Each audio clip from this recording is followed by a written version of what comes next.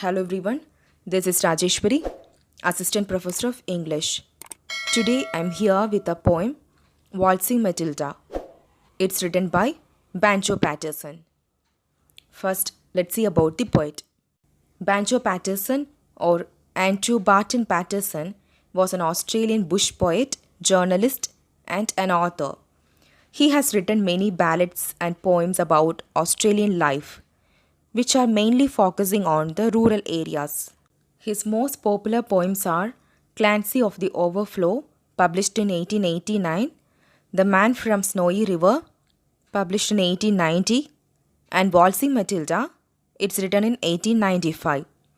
He is mainly noted for his composition Waltzing Matilda. It's an Australian bush ballad written in 1895 but published in 1903. The poem Waltzing Matilda is considered as an unofficial national anthem of Australia. This is a most important point about the poem Waltzing Matilda. So please keep this in your mind that Waltzing Matilda is considered as an unofficial national anthem of Australia. Bush ballad is a kind of poetry or folk song which depicts the life, character, and landscape of Australia. These bush ballads narrate a story. The tone of the bush ballads moves from humor to melancholy.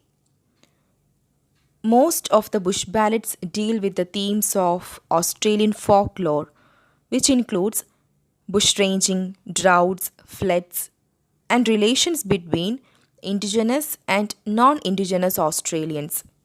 Most of the traditional ballads were transmitted from one generation to the next generation orally through the oral form. These bush ballads had a unique style, which gained popularity in the late 19th and early 20th centuries. Before we get into the poem, we should know the background of the poem. Actually, this poem Waltzing Matilda is based on a true story. In 1895, Banjo Patterson and his fiancée, Sarah Rayleigh, visited the Dagworth sheep station. Both of them have visited the Dagworth sheep station. This station was in Queensland, and the owner of this sheep station was Christina Macpherson. Christina was Sarah's school friend, and this sheep station was actually managed by Christina's brother, Bob Macpherson. During the time of his stay at Dagworth, Banjo Patterson along with Bob Macpherson had gone for some long rides around the sheep station. So one day, they had seen the remains of the recently slaughtered sheep by the side of a water hole. Water hole is smaller than a pond.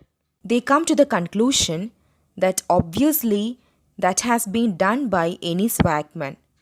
Swagman is an itinerant worker or a traveling worker, one who travels from one place to another in search of a work. At that time, there were sheep shearers' strike also.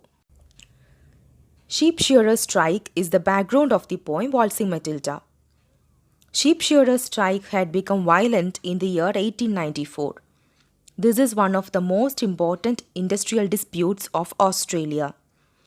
In the beginning, this dispute was between unionized and non-unionized wool workers. They demanded better wages from the squatters or the landowners. This revolt spread to Dagworth sheep station also. So, a group of 16 sheep shearers set fire to Dagworth sheep station. That killed around 140 lambs. So the sheep station burned down. That fire killed around 140 lambs.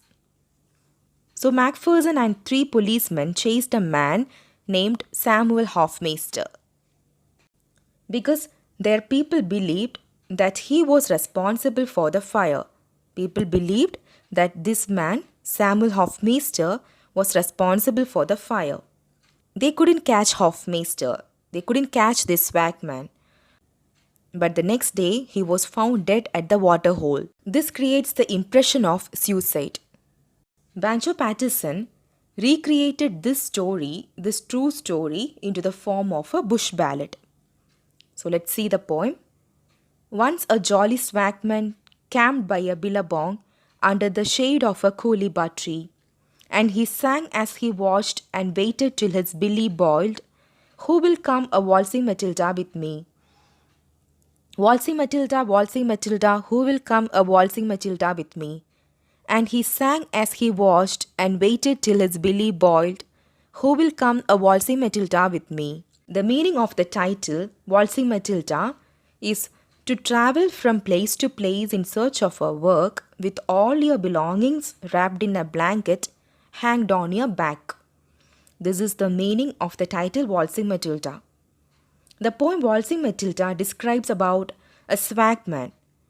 Swagman means, I told you earlier, swagman means an itinerant worker who travels from one place to another in search of a work. The swagman in the poem, who was really happy and jolly, who put up a tent and stayed for a short while by the side of a billabong. Billabong is a water hole which is smaller than a pond. He was taking rest there under the shade of a coolibah tree. Coolibah tree means a eucalyptus tree. Then he had been boiling water or tea by using his billy.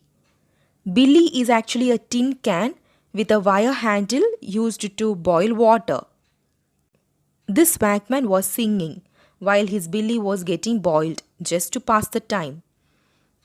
Through his song, he was asking the people to come to travel with him.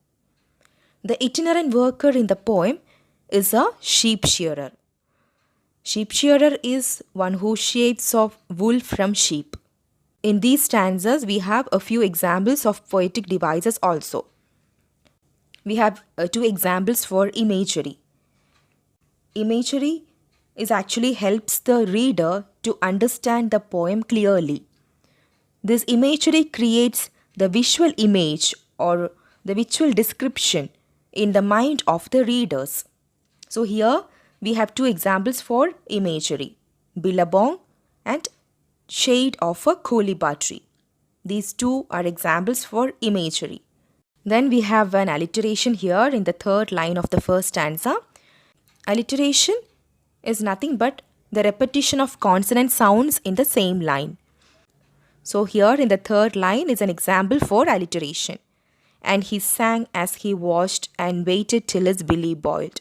We have an example of refrain. Refrain is nothing but repetition of a line or group of lines. These four lines, the second stanza, these four lines will be repeating after each and every stanza. So these four lines are the examples of refrain. Let's continue the poem. Along came a jumbuck to drink at the billabong. Up jumped the swagman and grabbed him with glee, and he sang as he stowed that jumbuck in his tucker bag. "You will come a waltzing Matilda with me. Waltzing Matilda, who will come a waltzing Matilda with me?" And he sang as he watched and waited till his billy boiled. "Who will come a waltzing Matilda with me?" So while he was boiling his billy, there he saw a jumbuck. Jumbuck means a sheep. So there he saw a jumbuck at the water hole. Jumbuck actually came at the billabong to drink water. Swagman is a poor person. He was starving at that time. So as soon as he saw that jumbuck, he seized it. He captured it with happiness. Then he killed that jumbuck and ate it. And the remains, he had packed it in the tucker bag. Tucker bag is a bag for storing food. So he has just packed the remains of the jumbuck into his tucker bag. Here also we have examples of alliteration.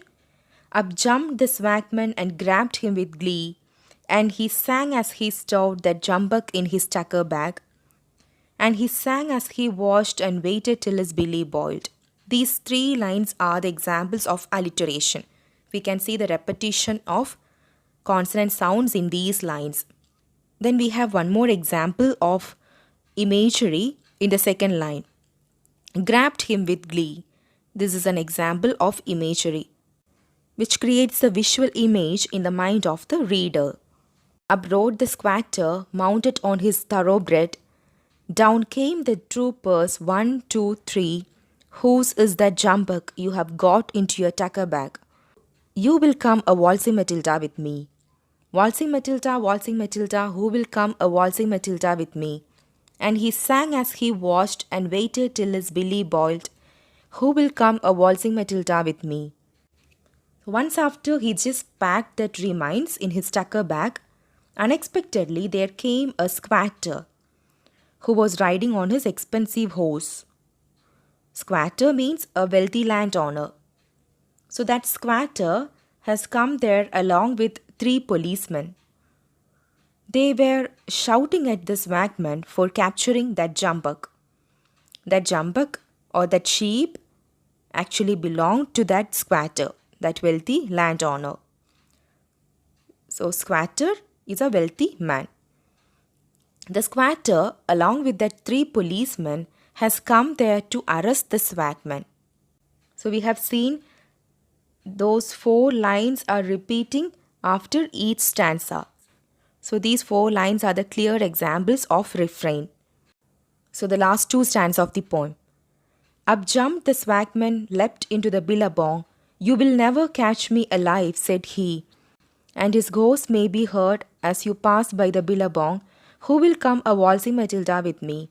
Waltzing Matilda, who will come a waltzing Matilda with me? And he sang as he watched and waited till his billy boiled. Who will come a waltzing Matilda with me? So the swagman, when he was about to catch by the policeman, without any delay, the swagman has jumped into the billabong, into the water hole, and drowned. So before jumped into the billabong, the swagman told the policeman clearly that he was not ready to surrender. So he has given a clear answer to the policeman before he has jumped into the billabong that he was not ready to surrender in front of the authority. He was not ready to surrender. It is believed that the travelers who were crossing the billabong could hear the song of that swagman. So the ghost of the swagman might have sung there at the billabong. So this is how the people believed there. Here we have seen the swagman preferred death instead of imprisonment. So at last the swagman has chosen his own way by dying instead of being imprisoned in front of the authority. Then the themes of the poem are free-spiritedness and defiance of authority. Free-spiritedness and defiance of authority. These 2 are the themes of the poem Waltzing Matilda. So when we discuss about the first theme, free-spiritedness, the swagman represents the free spirit. He himself is the free spirit. He thinks and acts in his own way. He doesn't bother about anything. He doesn't even worrying about the social rules and regulations. He doesn't like to be under the control of anyone. He does what he likes. He does what he enjoys. Swagman was singing here because he liked that and he was enjoying too.